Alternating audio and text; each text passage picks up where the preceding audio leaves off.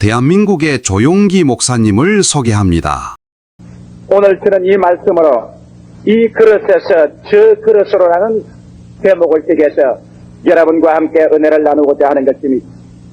우리 하나님께서 우리 인생들에게 신령하고 하나님의 위대한 교훈을 가르치기 위하여 자연 환경을 수없이 사용해서 우리의 이해를 도와주신 것입니다. 예수 그리스도의 말씀 가운데 보면은 주님께서는 씨 뿌리는 자의 비유를 주님 사용하셨으며 혹은 주님께서 새와 별에 있는 백합꽃을 사용하신 것입니다. 또 구약 성경 가운데 보면은 독수리의 비유를 사용해서 하나님께서 당신의 백성들을 교육하고 가르치는 모습을 보여주기도 했었습니다. 오늘 하나님께서는 예레미야서 48장 11절로 12절을 통하여 주님께서 당신의 백성들을 가르치고 교훈하는 것을 술을 담그는 사람이 좋은 포도주를 만드는 과정을 통하여 우리에게 중대한 신앙의 교훈을 가르치고 있는 것입니다. 저는 원래 술을 마시지도 아니었고 또 술을 만드는 곳에 제가 가보지도 아니었지만은 오늘 하나님께서 이 교훈을 통하여 주시는 말씀이 저나 여러분 우리 전체 큰 가르침과 기쁨이 될 줄 아는 것입니다. 성경에 보니까 하나님께서 좋은 포도주를 만들기 위해서는 포도나무에 그 포도를 따서 그것을 이겨 터뜨려서 즙을 갖기만 한다고 해서 좋은 포도주가 된다는 것이 아닙니다. 포도를 따서 그를 터뜨려서 큰 그릇에 이를 담아 놓으셨으면 그게는 포도즙과 포도의 띠기가 함께 엉켜서 마치 묵과 같이 되어 있다는 겁니다. 이와 같은 포도즙을 맑고 깨끗하고 붉은 광채가 나고 그것을 들여다볼 때 사람들이 얼굴이 환히 비치고 맛있는 냄새와 향기가 가득한 포도주로 만들기 위해서는 그대로 두지 아니하고 포도주를 만드는 사람이 이 그릇에 담겨놓은 것을 장기간 담아놓았다가 이것을 다른 그릇에 옮겨 부어야만 된다는 것입니다. 그러고 난 다음 어떤 때는 어둡고 캄캄한 곳에 장시간 두기도 하고 또는 태양이 땡땡 비치는 햇빛 아래 두기도 하고 어떤 때는 목이 좁은 긴 병 속에 집어넣어 놓기도 하고 또 다른 때는 퉁퉁한 넓은 그릇에 넣기도 하고 그래서 이 그릇에서 저 그릇으로 수없이 옮겨 부음으로 말미암아 포도주의 찌껍지가 밑에 다 가라앉고 나중에는 붉은 빛깔이 날고 향기가 나고 맛있는 좋은 일품 포도주가 되어 나온다는 것입니다. 이와 같은 비유를 통해서 우리 하나님께서는 우리 주의 부르신 백성들을 어떻게 섭리하시는가 그 사항을 설명하고 있는 것입니다. 많은 사람이 세계 신앙 카운셀링을 옵니다. 매일 와서 저는 그들의 모든 우한, 질고, 환란, 시련, 고통에 대한 이야기를 듣고 있습니다. 그런 동안에 제가 하나 배운 것은 우리 하나님께서는 결코 주의 백성들을 한자리에 가만히 두시지 않는다는 것을 배운 것입니다. 우리 하나님께서는 우리 예수 믿는 성도들을 주의 나라로 불러들으셨을 때는 성령으로 말미암아 우리를 교훈해서 진실로 참된 하나님의 백성이 되고 예수 그리스도의 신부되기에 합당하며 그리스도의 형상을 닮아갈 수 있도록 주님께서 환난도 사용하시고 역경도 사용하시며 환경도 사용하셔서 이 그릇에서 저 그릇으로 끊임없이 주님께서 부어넣는 것을 보았었습니다. 이 성경에 그릇은 하나님께서 환경을 말씀하는 것입니다. 우리 하나님께서 그릇은 역경의 환경도 되고 좋은 환경도 되는 것입니다. 슬픈 환경도 되고 기쁜 환경도 됩니다. 성공하는 환경도 되고 실패도 되며 돈이 많을 때도 있고 돈이 없을 때도 있으며 사업에 승리했을 때도 있고 사업에 실패하는 환경도 있는 것입니다. 이와 같은 여러 가지 그릇을 하나님 준비해 놓으시고 난 다음 여러분과 나는 포도주로서 하나님께서 세상에서 취해서 하늘나라의 아름다운 포도주로 만들게 된다는 것입니다. 그러므로 오늘 이 시간에 여러분과 나는 하나님께서 택한 포도주올시다. 우리는 포도에서 떼어났었습니다. 이제 우리는 정하고 맑은 포도주가 되기 위해서 기다리고 있는 것입니다. 우리가 뜯기 위해 있어 맛도 변하지 아니하고 냄새도 변하지 않고 못 먹을 하등품의 포도주가 되지 아니하고 우리 하나님께서 그 얼굴이 환히 비치고 하나님께서 즐거워하고 기뻐하며 하나님이 사랑하고 취할 수 있는 그러한 포도주가 될 수 있도록 주님께서 우리를 만들기를 원하시는 것입니다. 이러기 때문에 주님께서는 여러분을 취하여서 이 그릇에서 저 그릇으로 옮겨 붓기셔야 하는 것입니다. 저는 오늘 여러분과 함께 몇 가지 그릇을 생각해 보고자 하는 것입니다.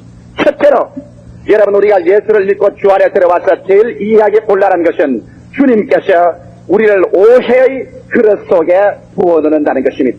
우리가 제일 처음 주 안에 들어오게 될 때는 예수 그리스도를 구주로 믿고 구원받은 기쁨은 가지고 있지만 인격적으로 찌꺼기가 굉장히 많습니다.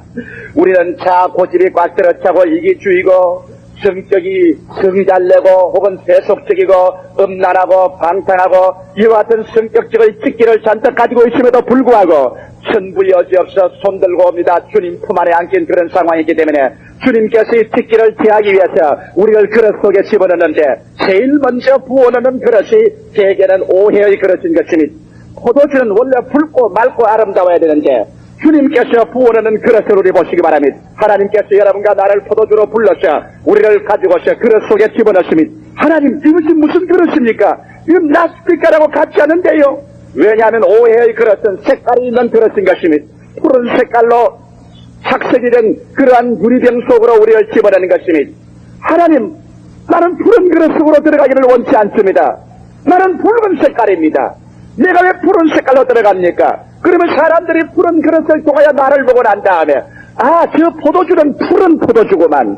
그러니까 그 별수가 없구만. 좋은 포도주가 아닐 것일세. 그렇게 말할 것 아닙니까? 하나님이 나는 푸른 병으로 들어가기 싫습니다. 나는 발부둥을 칩니다. 푸른 병은 싫어요. 안 들어가겠어요. 그러나 주님께서는 여러분과 나를 취하여서 푸른 그릇 속으로 부어넣고 마는 것입니다. 얼마 있자야 내가 푸른 그릇 속에 들어가니까 내가 밖을 내다보는데도 푸른 색깔로 보이고 사람들이 그 그릇을 통하여서 포도주인 나를 들여다볼 때도 나는 푸른 색깔로 보입니다. 세상에 이런 오해가 어디 있느냐? 실제 이렇지 않은데 왜 나를 이렇게 오해하느냐? 사람들 사람마다 와서 말합니다. 하하, 푸른 색깔이구만. 이거는 푸른 색깔이야. 이건 못쓸 색깔이야. 이건 나쁜 색깔이야. 이건 못났어. 못되었어. 그러면 속에서 우리는 고함을 칩니다. 여보시오, 아니요. 당신이 오해한 거요. 나는 푸른 색깔이 아니란 말이요. 나는 붉은 색깔인데 환경이 나를 푸른 색깔로 보이게 했단 말이요. 이건 정말 오해요. 이건 정말 잘못한 것이요. 그리고 발부둥을 칩니다. 누가 나를 오해하는가? 누가 나를 이런 푸른 색깔로 만들었는가? 아무도 여러분을 푸른 색깔로 만드는 것이 아닙니다. 하나님께서 여러분을 푸른 색깔 있는 오해의 병 속으로 불어넣은 것입니다. 왜? 여러분의 찌기를 제하기 위해서. 포도주를 여러분 그릇 속에 집어넣으면 그 포도주가 그 그릇에 심타고 자꾸만 요동을 하고 발부둥을 치면은 어떻게 되는지 압니까? 찌꺼기가 가라앉지 아니하고 자꾸 떠서 요동하기 때문에 주인은 와서 보고 난 다음 이거 아직까지 일주일이 있어도 찌꺼기가 가라앉지 않고 공중에 떠 있구만. 이거는 한 달쯤 더 있어야 되겠다. 한 달 후에 와서 또 그냥 요동을 하고 발부둥을 치고 있으면 찌꺼기가 전부 떠서 가라앉으면 이건 정말 고집이 센 포도주인데 이거는 한 1년쯤 이 오해의 그릇 속에 집어넣어야 찌꺼기가 가라앉겠구만. 여러분께서 남에게 오해를 당할 때 그래서 남이 여러분을 정상으로 판단해 주지 아니하고 여러 가지 시련을 겪을 때가 있는 것입니다. 혹은 남편과 아내 사이에 별로 사사로운 문제를 가지고 오해가 들어왔었습니다. 남편이 아내에게 오해를 당하고 있습니다. 혹은 아내가 남편에게 오해를 당하고 있습니다. 아무리 해석을 하고 풀어주려고 해도 오해를 풀려고만 하면은 그만 그것이 오해가 오해를 더 낳아서 저 혈기가 각들어차고 가정에 3차 전쟁이 일어납니다. 이 오해를 어떻게 풀 수 있을 것이냐? 혹은 수많은 사람들 중에 시어머니와 며느리 간에 오해가 성립이 됩니다. 그래서 말 한마디만 하면 좋은 말을 해도 오해가 되고 나쁜 말을 해도 오해가 됩니다. 그래서 찌꺼기가 잔뜩 일어납니다. 이것을 어떻게 잠잠하게 할까요? 교회 수많은 성도가 있으면 교회 대직들 간에 서로 오해가 일어날 때가 있습니다. 목사와 교인들 간에도 오해가 일어날 때가 있는 것입니다. 또 저와 같이 큰 교회를 섬기고 모시고 있으면 각 교단에서 또 우리 자체 교단에서 각 교파에서 여러 가지 오해되는 말을 많이 합니다. 그래서 그 찌꺼기가 소용돌이를 칩니다. 어떻게 해서 찌꺼기를 제할 수 있습니까? 여러분, 오해가 나서 찌꺼기가 일어날 때는 그때는 고요하고 잠잠하게 기다려야 찌꺼기가 가라앉는 것입니다. 변명을 하고 발부둥을 치고 돌아다니면서 여보 내가 그것이 아니란 말이요 해도 그렇게 변명하고 뛰어다니면 찌꺼기가 더 일어납니다. 여보 당신이 잘못 알았어. 나는 사실 그런 사람이 아니요. 말을 그렇게 하면 할수록 찌꺼기는 더 일어나는 것입니다. 그러므로 오해의 그릇 푸른 색깔의 그릇 속에 들어갈 때는 여러분 참고 견디어 잠잠하게 찌개를 가라앉게 해야만 하는 것입니다. 그렇지 않다고 변명을 하며 흔들어 놓으면 결코 찌개는 가라앉지 아니하는 것입니다. 아마 이 자리에 계신 분 중에 제일 많이 사랑도 받고 칭찬도 받고 욕도 얻어먹고 오해도 많이 받는 사람 중에 한 사람이 제일 것입니다. 수차로 저희 사무실에 있으면 많은 사람이 신앙상담의 전화를 걸어옵니다. 어떠한 사람은 간청하는 전화도 있고 어떠한 사람은 기도해주는 전화도 있고 어떠한 사람은 나에게 협박과 공갈을 하는 전화도 있습니다. 굉장히 오해를 하는 전화도 있습니다. 나는 그런 전화를 받을 때마다 변명을 하지 않습니다. 옛날에는 변명하고 설유하고 하려고 애를 썼지만은 요사이는 나를 칭찬하는 사람도 내가 듣고서 감사하다고 전화를 놓습니다. 어떠한 사람은 나에게 협박과 공갈을 칩니다. 요 며칠 전에도 내게 전화 건 한 사람이 하는 말이 전화를 걸자마자 야 이 녀석아 조용히 이놈아 이놈 닥터스이보다 더한 놈아 내가 널 가만둘까 보냐 우리 마누라가 너희 교회 가더니만 이제는 주일날도 교회만 열심히 나가고 11조를 바치고 하나님 중심으로 살고 날 중심으로 안 산다. 내가 널 벼르고 있다. 너 한 번 보고 두고 보자 이놈의 자식아. 변명할 수가 있습니다. 그러나 난 그 전화를 받고 가만히 들었습니다. 그러고 난 다음 고맙습니다. 감사합니다. 안녕히 계십시오. 그 전화를 놨습니다.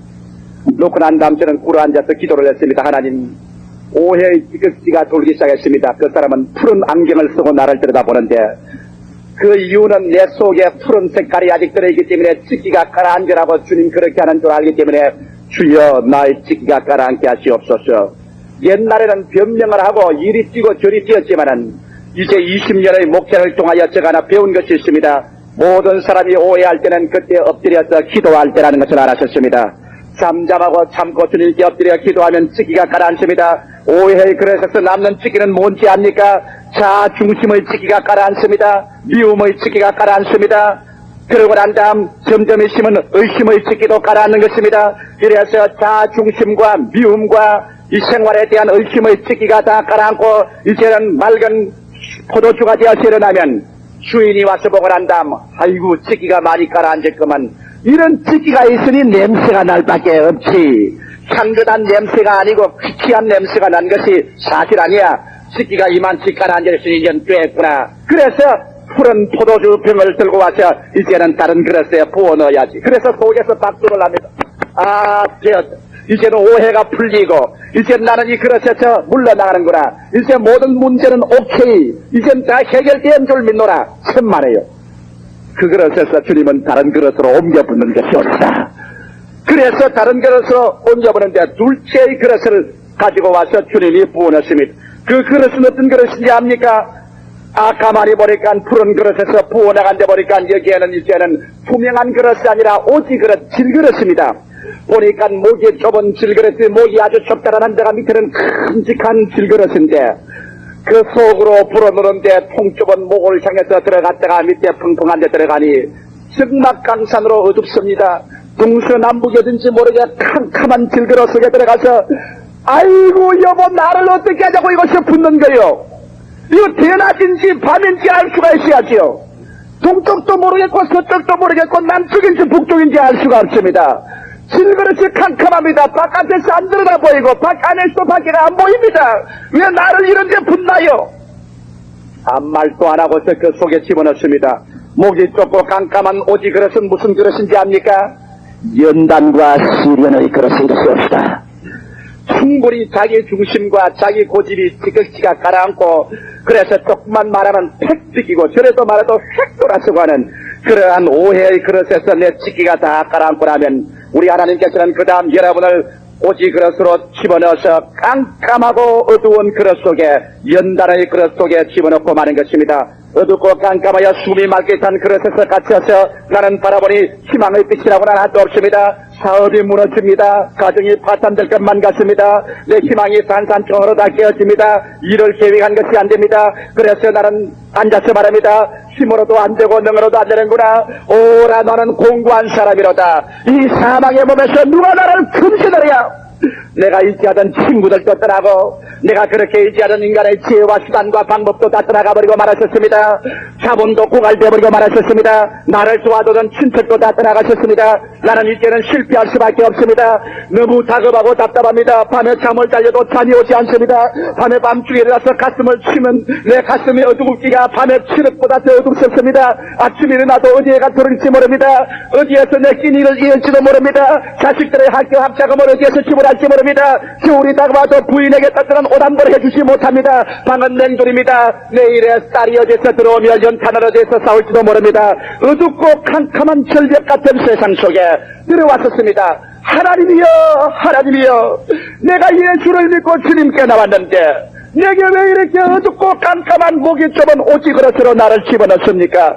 주님, 나는 견딜 수가 없습니다. 그래서 그런 어둡고 괴로운 가운데 교회에 나와서 기도하고 목사님 설교를 듣습니다. 목사는 그럴 때마다 등등을 들고서 설교를 하는 것입니다. 눈에는 아무 성가 안 되지라도, 귀에는 아무 소리 안 들려도, 손에는 잡히는 그렇고 내 앞길 칠흑같이 지울지라도 하나님의 말씀 위에 서라고 말하는 것입니다. 그리고 목사는 말하기를 할 수 있거든이 무슨 말이냐? 믿는 자에게는 넘치 못하심이 없나니라. 그러므로 눈으로 보는 것으로 살지 말고, 귀로 듣는 것으로 살지 말고, 손으로 만져보고 감각적인 체험으로 살지 말고, 이제는 저 하늘이 무너지고 이 땅이 꺼져도 1.1획도 변치 않은 말씀 위에 서서 사시오.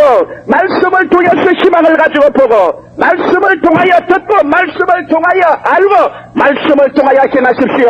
말씀은 살아서 오늘날 또 우리 가운데서 기적을 행합니다. 그와 같은 설교를 합니다. 그래서 그 설교를 듣고 난 다음에 육신적으로 생각하면 희망의 빛은 다 사라지고 몸부림치고 죽어도 마땅할 그러한 답답한 심정이지만은 그때로부터 시작해서 그 마음속에 어둡고 캄캄한 오직을에서 자라나는 것은 무엇이냐? 오직 믿음이 자라나게 되는 것입니다. 오직 믿음, 오직 믿음, 능치 못하심 없겠네. 오직 믿음, 오직 믿음. 그래서 그 다음부터는 이제는 하나님이시여 나는 믿음으로 삽니다. 주님께서 죽으라면 죽을 수밖에 없습니다.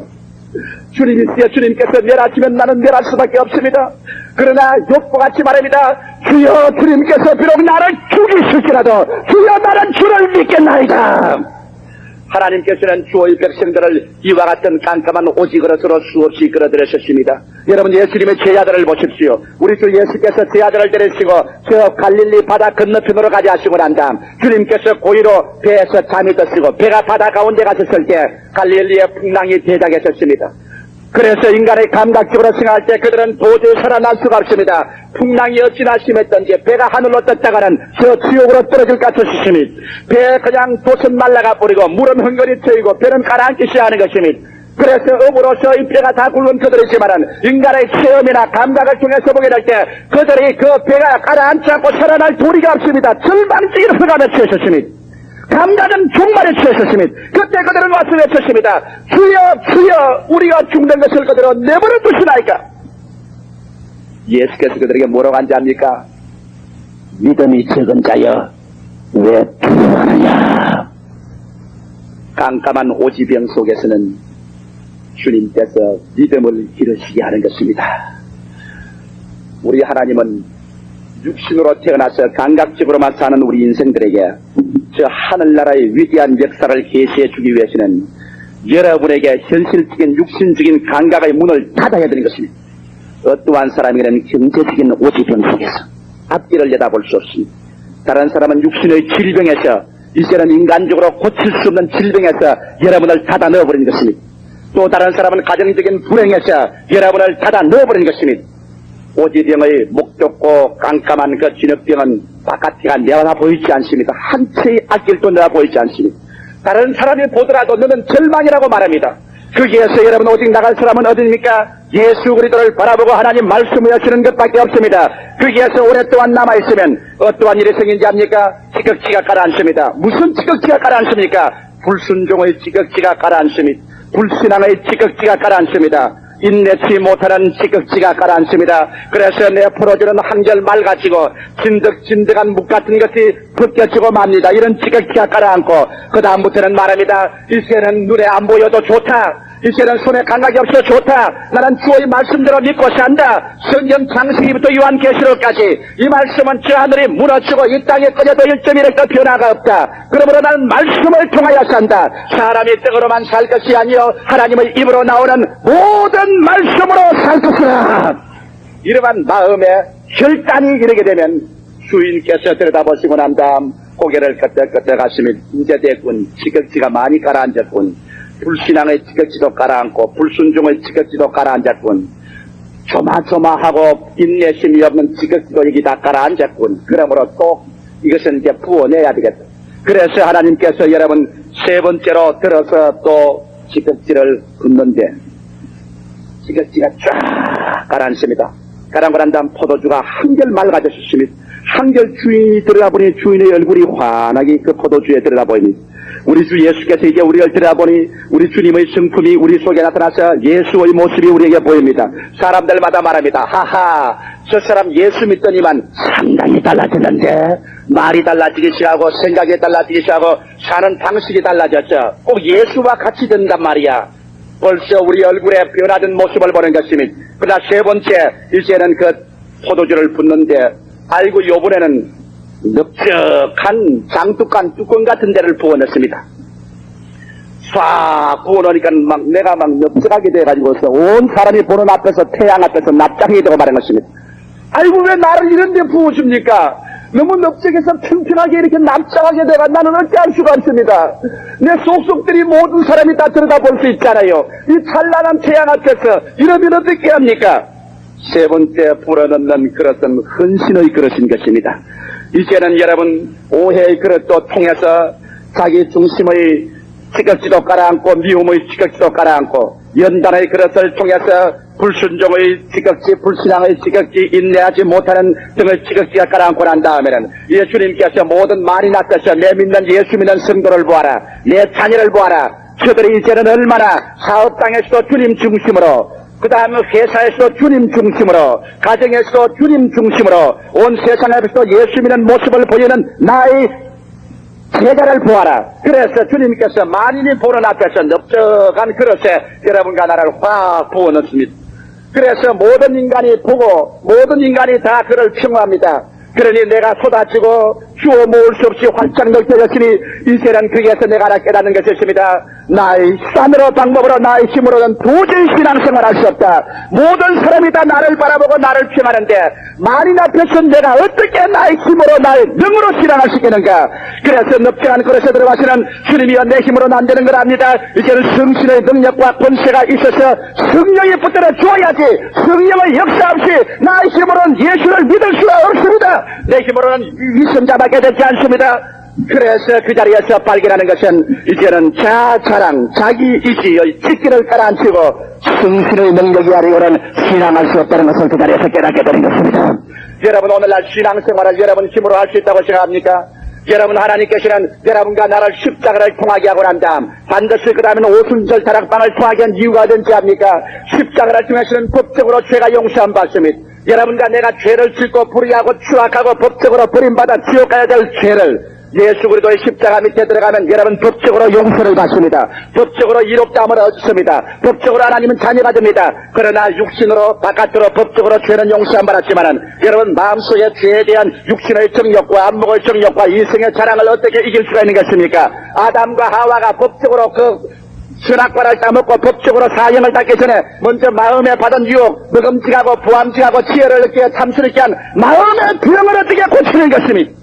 십자가 밑에서는 여러분과 내가 법적으로 오혈로 씻음받고 법적으로 이롭다함을 얻고 그 다음에 오순절 다락방을 통해서는 성령의 불이 와서 여러분 속을 태워서 그래서 속에 있는 모든 탐욕과 죄악을 태워버리고 먹음직하고 부함직하고 지혜를 얻었기에 탐스러운 마음의 탐욕 우상숭배를 마음속에서 불태워버리고 여러분 그저 법적으로 이제는 의롭다함을 얻고 내적으로 성령의 권능으로 말미암아 만인 앞에 헌신의 그릇으로 하나님 백성으로 설 수 있는 힘이 솟아나기 시작하는 것입니다. 할렐루야. 신앙생활이란 여러분 힘으로 되는 것 아닙니다. 신앙생활에는 플라스틱 인간으로 제주하는 것이 아닙니다. 수없이 많은 사람이 오랫동안 교회 나가면서 집사가 되고 권사가 되고 장로가 되고 목사까지 되었으면서 인간의 수단과 방법으로 세상을 빼나와서 점잖은 취하고서 말을 점잖은 취하고 행동을 점잖은 취합니다. 그러나 사람들이 보지 않은 뒷면에 가시는 온갖 더럽고 추악한 일이 속에서 다 솟아나오고 추악한 일을 다 합니다. 왜? 이러한 사람들은 바깥으로 십자가를 알고 법적으로 용서를 받았지만은 내적으로 자기 인격을 이겨나갈 수 있는 성령의 힘이 없기 때문인 것입니다. 이러므로 바울 선생도 로마서 7장에 말씀하기를 오라 나는 공부한 사람이로다. 이 사망의 몸에서 누가 나를 건져내라고 말한 것입니다. 1년 반 동안 예수를 따라다니는 제자들 보고 예수님이 죽었다가 부활하시고 난 다음 뭐라고 한지 압니까? 너희가 예루살렘을 떠나지 말고 아버지의 약속하신 것을 기다리라. 요한은 너희에게 물로 세례를 베풀었거니와 아버지께서는 너희에게 성령으로 세례를 받으리라. 너희가 성령을 받으면 권능을 얻고 예루살렘과 온 유대와 사마리아와 땅끝까지 이르러 나의 증인이 되리라. 그래서 여러분 예수의 제자들조차도 십자가만 통해가지고서는 죄를 용서 안 받고 법적으로 하나님 자녀가 되었지만은 실력으로 하나님의 자녀가 될 수 있는 하나님 신앙의 능력이었기 때문에 예루살렘을 뜨지 말고 성령을 기다려온 것입니다. 성령을 받기 전에 그들은 다 예수를 배반하고 겁이 나서 두려워 떨고 신자답지 않게 행동했지만은 오순절날에 그들이 한 곳에 모여있더니 갑자기 하늘로서 급하고 강한 바람 같은 소리가 나며 불의 시같이 갈라지는 것이 각 사람 머리 위에 임하였더니 그들이 다 성령으로 충만함 받고 성령이 말하게 하심을 따라 다른 방언으로 말하기 시작하자마자 그들 속에 폭탄 같은 능력이 일어나기 시작한 것입니다. 나는 오늘 여러분께 말합니다. 여러분은 믿을 때 성령을 받으셨습니까? 여러분께서 성령을 받지 않으셨으면 여러분은 위선적인 신자가 될 수밖에 없습니다. 예수 믿는 채 해야지요. 신령한 채 해야지요. 예수 믿는 가정인 채 해야지요. 집사인 채 해야지요. 권사인 채 해야지요. 장로인 채 해야지요. 목사인 채 해야지요. 위선자, 거짓말쟁이, 하나님을 속이고 자기 양심을 속이고 위선을 하는 어찌할 수 없는 절망적인 탄식. 주님께서 헌신의 그릇에 여러분을 부어놓고 마는 것입니다. 넓적한 그릇에 모든 사람이 보는 데서 나는 납작해져 버리고 마는 것입니다. 내 인간의 수단과 내 인간의 반복과 인간 자랑과 인간의 이치가 다 깨뜨려지고 마는 것입니다. 나는 어찌할까요? 거기에서 인간 자랑의 찍기가 다 깔아앉고 인간 자기 의지의 찍기가 다 깔아앉고 난 다음 그곳에서 나올 때는 성신이 충만해서 나오는 것입니다. 여러분 성신 받으십시오. 성승을 구하십시오. 오늘 마지막 때는 하나님께서 이와 같이 남종과 여종에게 성령을 주어서 여러분에게 참 신앙의 삶의 능력과 역사를 체험하게 하는 것입니다. 성령 없이 목회하는 목사보다 불쌍한 사람이 없으며 성령 없이 예수 믿는 사람보다 고달픈 생활이 없는 것입니다. 성령 없는 예수 믿는 생활은 얼마나 고달픈지 마치 소가 무거운 짐을 걸머쥐고서 트럭이 돌듯이 돌아다니는 것과 같은 것입니다. 예수 믿는 것이 그렇게 무겁고 괴로운 것이 아닙니다. 예수 믿는 것이 즐거움과 기쁨이 충만합니다. 사랑과 기락과 화평과 오래 참음과 자비와 양성과 충성과 온유와 절제 같은 그러한 것이 솟아납니다. 예수 믿는 것이 좋은 이상을 이렇게 입는 것보다 더 재미가 있습니다. 예수 믿는 것이 극장 프로를 보고서 거기 들어가는 것보다 더 재미가 있고 예수 믿는 것이 술을 마시는 것보다 더 재미가 있습니다. 예수 믿는 것이 세상의 쾌락을 누리는 것보다 더 즐거움이 충만합니다. 이 마음속에 하늘나라로부터 오는 삶의 가치와 마음의 평화가 넘쳐납니다. 이와 같은 것은 맛보지 않은 사람들에게 무엇으로 설명할 수 있겠습니까? 하늘의 성령으로 말미암아 하늘나라의 영광이 여러분을 점령하게 될 때 이것을 체험하게 되는 것입니다. 헌신하고 성령으로 충만함 받고 나면 이제 네 번째 하나님께서 보시고 난 다음 됐군. 많은 지극지가 가라앉았어. 이제는 턱 그리스도의 형상을 닮았군. 그러고 난 다음에 네 번째 다시 그릇으로 부어넣습니다. 요번 그릇은 나팔 같은 그릇입니다. 구불렁 납작한 그릇입니다. 아이고 그곳에 부어넣는데 내가 그냥 구불렁 하고 맞추어 들어가려니 기가 막힙니다. 하나님 이건 무슨 그릇이 이런 그릇이 있습니까? 이렇게 꼬불탕거리고 어디를 가는지 내가 알 수가 없으니 어떻게 할까요? 여러분 그 그릇을 뭐라고 하는지 압니까? 한번 따라 말씀해 주시겠어요? 섭리적 인도의 그릇.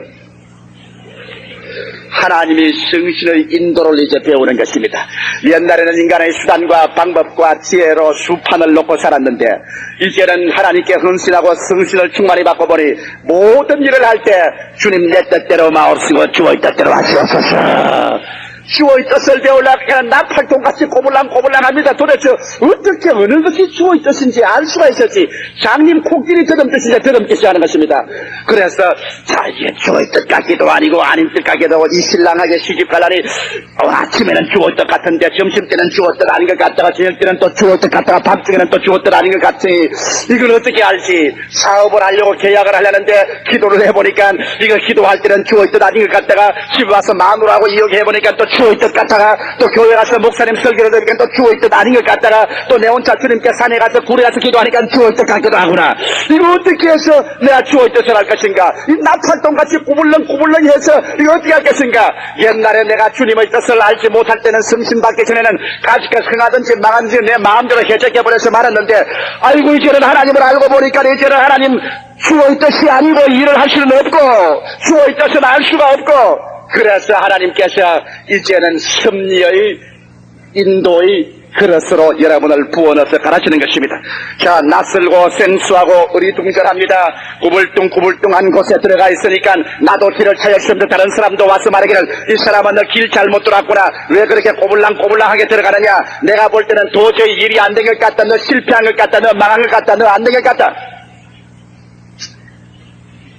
타인이 길을 잘못 얻었다고 평가를 합니다. 그래서 거기에서 길을 이리 찾고 저리 찾는 동안에 여러분 무슨 지기가 깔아앉는지 압니까? 인간 교만의 지기가 깔아앉기 시작하는 것입니다. 내 수단과 방법의 지기가 깔아앉고 불안과 공포와 절망의 지기가 깔아앉고 그 다음에는 주님 앞에 나서서 주님이시여 나는 길을 알지 못하겠습니다. 그러나 나는 내 일생을 영도, 마음도, 몸도, 생활도, 처자도, 사업도 다 주께 내어 맡겨버리셨으니 내가 실패하면 주님 손해보는 것이고 내가 성공하면 주님 이익 보는 것이니 주님이시여 주께서 나를 완전히 잡아 인도하여 주시옵소서. 그와 같이 하셔 인간의 교만, 인간의 소유욕, 인간의 불안, 공포의 치기가 깔아앉고 그 꼬불탕한 길 속에서 성령으로 말미암아 인간의 상상을 초월해서 하나님을 인도하는 것을 믿음으로 따라가기 시작하는 것입니다. 할렐루야. 여러분 그 기적이 얼마나 큰지 압니까? 오늘 여러분께서 이 순복음 중앙교회에 앉아 계신 것이 바로 이 꼬불탕 인도를 통해서 제가 이곳에 온 것입니다. 나는 지금도 생생하게 기억이 납니다. 하루 하나님께 엎드려 기도하는데 서대문 교회에서 하나님께서 저희 마음속에 뚜렷이 말씀해 주셨습니다. 너는 일어나서 10,000명이 수용될 수 있는 교회를 짓고 나가거라. 그래서 그 교회를 기점으로 해서 온 세계 만방에 복음을 전하도록 해라.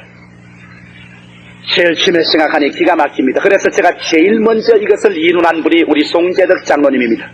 송재덕 장로님 이 교회를 짓고 나가야 되겠는데 어떻게 되죠? 송 장로님께서 빨리빨리 계산을 해보시더니만 우리 현재 있는 교회도 팔고 이렇게 교인들을 돈 모으가면 한 2억만 가지면 되지 않겠습니까? 그래서 거기에서 대개 인간들 계산을 해보고 난 다음 박재영 장로님, 재정 장로님 가서 현재 우리 돈이 얼마 있습니까? 하니까 돈이 100만 원도 없어요. 그때 2억이라고 생각해도 눈이 여러분 아득한 돈입니다. 그런데 기도만 하면 하나님께서 인도를 하기 시작합니다. 구불덩 인도하기 시작합니다. 그런데도 불구하고 하나님이여 표적을 주시옵소서. 주님께서 표적을 주어야 내가 알지 표적을 안 주면 모르겠습니다. 그리고 기도하는데 하루는 노동수 장로님이 내게 왔어요. 저 여의도를 개발하는데 여의도 개발지구에 그곳에 땅이 싸고 한데 그곳에 가서 교회를 지으면 될 테니까 여의도로 나가는 것이 좋지 않겠는가. 그래서 내가 노동수 장로님 보고 장로님 도대체 돈 100만 원 가지고서 어디를 간단 말입니까? 도저히 알 수 없습니다. 그러나 하나님은 그렇게 인도를 하시는데 나는 정신이 얕아갑니다. 그러자 그 당시에 서울 제2부시장으로 계신 차일석 집사님이 내 사무실에 들어왔었습니다. 여기 여의도에 우리가 정부에서 특별히 개발을 하는데 거기에 순복음 중앙교회가 들어오게 된다면 내가 모든 수속과 처리를 인도해 드릴 테니까 들어오는 것이 어떻겠느냐. 하나님이 인도하는데 도저히 나는 생각할 수 없이 구불탕 인도합니다. 그래서 제가 여의도로 오기로 결정을 내리자마자 수많은 사람이 내게 말하셨습니다. 이제는 조 목사 망하게 됐다. 그냥 서대문에 여기 있는 게 좋지 언제나 새로 출발해서 안 망하는 사람 없다. 그 많은 돈이 어디에서 나올 수 있을 것인가? 외국에서는 돈이 안 나오는데 이 가난한 순복음 중앙교회들이 어떻게 그 돈을 낼 것인가? 그래서 모든 사람들이 안 된다고 말합니다. 눈을 뜨고 귀를 듣고 보면은 그냥 바깥에 있는 사람이나 안에 있는 사람이나 우리를 표시하지만은 눈 감고 귀 막고 엎드려 기도하면 하나님께서 말씀합니다. 두려워 말고 믿기만 하라. 두려워 말고 믿기만 하라. 여러분, 그래서 1969년에 시작한 그 교회가 오늘 1974년에 이 자리에 앉아서 우리 순복음 이망 성도가 와서 예배를 보고 찬송을 드리고 기도를 드릴 때 우리 하나님의 인도하심이 얼마나 놀라운지 이를 통하여 우리는 조용기뿐 아니라 우리 모든 당회와 재직회와 우리 순복음 중앙교인들이 인간의 수단과 방법으로 일이 안 된다는 것을 깨달아 알았고 인간의 교만과 불안과 공포의 찌기가 다 가라앉고 마는 것입니다. 할렐루야. 이제는 우리가 믿음을 합쳐서 이 교회를 기점으로 하여 조국 3천만 민족을 짊어질 수 있다는 신념을 얻었습니다. 나아가시 교회를 통하여 5월 말에는 전 세계 각지의 선교사를 보기 위해서 선교 대회를 열 수 있는 그러한 기점이 우리에게 도달한 자신을 얻게 된 것입니다. 이러므로 우리 하나님께서는 여러분을 이와 같은 그릇을 통하여 하나님의 인도함을 배우게 하는 것입니다. 여러분, 대개 주님께서 이러한 그릇은 평균적으로 누구든지 통하게 하는 것입니다. 오해의 이 그릇에서 연단의 저 그릇으로, 헌신의 이 그릇에서 섭리적 인도의 저 그릇으로, 그래서 성경에 말씀한 것처럼 하나님께서는 우리를 모압은 예로부터 평안하고 포로도 되지 아니하였으므로 마치 술의 찢기 위에 있고 이 그릇에서 저 그릇으로 옮기지 않음 같아서 그 맛이 남아있고 냄새가 변치 않았다고 말한 것입니다. 맛이 남아있고 냄새가 변치 않은 술은 소용없는 술입니다. 그거는 썩은 술인 것입니다. 이것은 손댈 수 없는 술입니다. 그러므로 냄새를 변화시키고 찢기를 없애고 맑고 밝고 환하고 하나님의 얼굴이 비치는 술을 만들기 위해서는 여러분 하나님께서는 하나님의 섭리를 나타내셔서 여러분의 환경 가운데 여러 가지 그릇을 만들어냅니다. 혹은 여러분의 남편이 그릇이 되기도 하고 아내가 그릇이 되기도 합니다. 여러분의 시아버지 시어머니가 그릇이 되기도 하고 여러분의 사업체와 환경이 그릇이 되기도 하는 것입니다. 우리 예수 믿는 사람들은 그러므로 어떤 일을 다가오든지 그 환경을 바라보고 손가락을 찌르지 말고 그 환경을 만들어놓은 여호와를 바라보아야만 되는 것입니다. 성경은 뭐라고 하는지 압니까? 하나님이 허락하지 아니하시면 너희 머리털 하나라도 상치 않는다고 말하는 것입니다. 여러분에게 시련과 환난과 역경과 어려움이 다가오는 것은 모두 다 하나님께서 여러분을 키우기 위해서 연단하는 것이었습니다. 할렐루야. 그러므로 불평과 원망을 말하는 찌극지가 구름처럼 일어나기 때문에 여러분은 결코 그 그릇에서 피어나올 수가 없습니다. 여러분의 시험과 환난과 연단과 고통이 들어오거든 그곳에서 고요히 기도하고 참는 것입니다. 왜? 날 죽으라고 그 찌극지 떨어지라고 그 통에 냈으니까 무엇이든지 주를 의지하고 나가는 사람은 하나님을 사랑하는 자 곧 그 뜻대로 부르심을 입은 자들에게는 모든 일이 합력하여 선을 이루나니라. 여러분과 날 잘 때라고 하는 것입니다. 날 죽으라고 하는 것입니다. 내 찌깍찌 떨어지라고 하는 것입니다. 그러므로 이 그릇에서 저 그릇으로 옮길 때 우리의 마음가짐을 어떻게 할까요? 우리는 깨어져야만 합니다. 수많은 사람이 하나님께서 이 그릇에서 저 그릇으로 옮겨 부어도 자기 고집이 굳어져 깨어지지 않습니다. 그래서 자기 고집대로 우무처럼 딱 엉켜져서 이 그릇에 부어 넣어도 엉켜지고 저 그릇에 부어 넣어도 엉켜지고 깨어지지 않습니다. 천부의 여지없어 손들고 옵니다. 항복하지 않습니다. 깨어지지 않는 그러한 포도주는 언제나 엉켜있고 찌기가 있고 냄새가 나기 때문에 하나님께서 그는 버리겠다고 말한 것입니다. 포로로 잡히게 하고 주님께서 그를 내 던져버리겠다고 말한 것입니다. 여러분, 그러므로 우리에게 시련과 환난이 다가오거나 환경에 주님께서 이 그릇에서 저 그릇으로 우리를 부어넣거든 우리는 제일 먼저 깨어지는 우리 되시기를 주의 이름으로 축원합니다. 여러분과 내가 깨어져야 되는 것입니다. 하나님 앞에 엎드려 깨어져야만 되는 것입니다. 그러고 난 다음 또 우리는 항복해야 됩니다. 여러분, 깨어지고 난 다음에도 항복하지 않은 사람이 있어요. 할 수 없어 환경에 억압되어서 그래서 참 깨어지기는 깨어져서 주님께 들어오기는 들어왔으나 마음속으로는 항복하지 않습니다. 얼마 전에 어떤 부형님 한 분이 내게 중대한 문제를 상의하러 왔었습니다. 그 부형님 내게 말하기를 목사님 나는 결혼을 하기는 했는데 이 일을 어찌하면 좋겠습니까?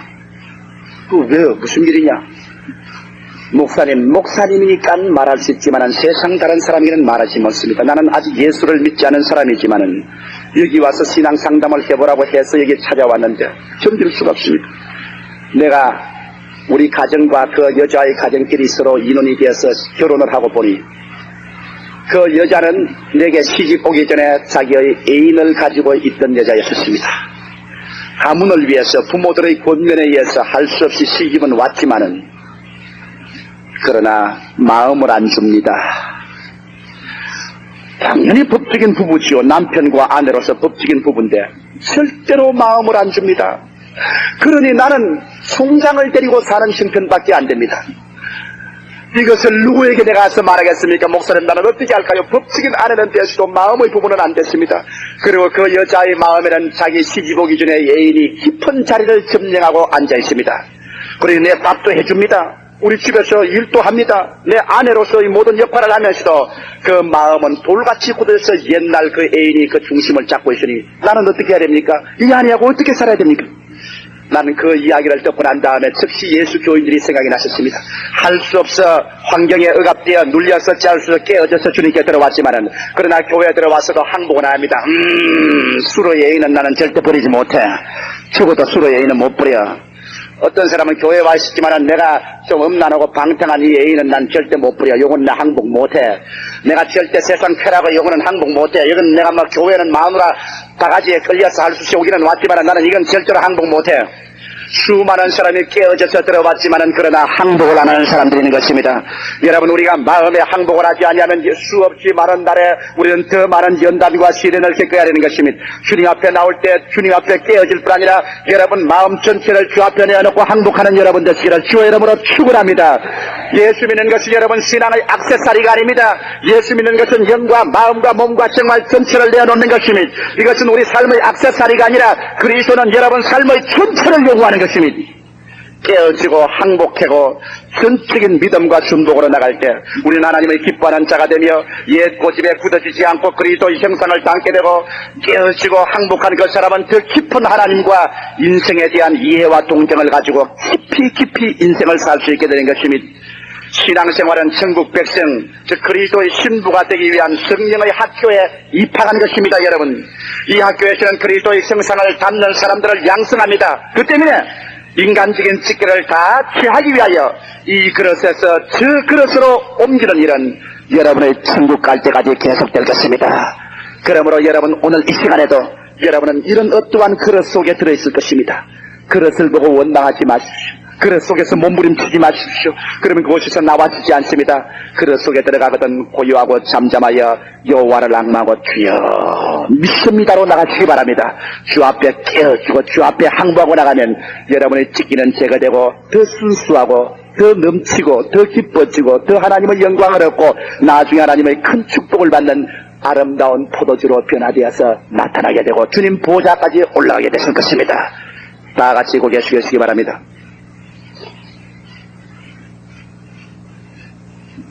여러분, 오늘 제가 전가한 메시지는 이미 예수 믿는 여러분을 중심으로 해서 설계하셨습니다. 여러분, 오늘 이 시간에 여러분의 개인의 생활과 가정생활에 행복치 못한 사람이 있지 않습니까? 불평과 원망과 탄식이 꽉 들어차고 삶에 아무런 기쁨도 없고 지쳐버린 사람들이 있지 않습니까? 여러분이 그곳에서 불평과 원망과 탄식을 하고 발부둥을 치는 이상 절대로 그곳에서 나올 수가 없습니다. 하나님은 여러분을 그 그릇에 넣어서 깨어지고 항복하라고 넣어놓은 것입니다. 그러므로 우리는 오늘 이 시간에 남편을 원망하고 아내를 원망하고 이웃을 원망하고 환경을 원망했었으면 그릇을 보고 아무리 주먹을 때리고 원망해도 그 그릇은 변치 않은 것 뿐입니다. 여러분, 오늘 이 시간에 하나님 앞에 깨어지십시다. 우리 하나님 앞에 항복하십시다. 하나님이여, 날 깨어지고 내 찢기 가라앉으라고 이 그릇에서 저 그릇으로 옮겨 주셨사오니 주여, 이 순간을 통하여 주님을 믿고 주님께 순종하고 나갑니다 할 때 여러분의 생애는 달라질 것입니다. 여러분의 생애에는 하나님의 기적이 일어나게 되는 것입니다. 여러분, 이와 같은 기적이 우리 일어나기 위해서 오늘 이 시간에 하나님 앞에 우리가 고개를 숙였으니 조금 더 끄리끼는 것 없이 우리 속에 있는 것을 주에게 아뢰지 않겠습니까? 한 2분 동안 여러분 아무도 없다고 생각하십시오. 여러분과 하나님과 같이 얼굴과 얼굴을 마주대고 앉았다고 하십시오. 그러고 난 다음 주님 앞에 깨어지고 항복하고 주님께 또 의지하고 나온다고 주님께 고하십시오. 만일 그렇지 못하겠거든 주님께 도와달라고 기도하십시오. 주님이 도와주셔서 여러분은야말로 진실로 하나님의 사랑하고 주께서 사용하시고 주님 축복하시고 주님께서 귀하게 내기는 아름다운 포도주 하나님의 백성이 될 것입니다. 우리 합심해서 주님께 잠시 동안 기도드리겠습니다. 할렐루야. 아멘. 목사님 감사합니다. 구독과 좋아요는 제작하는 데 힘이 됩니다. 감사합니다.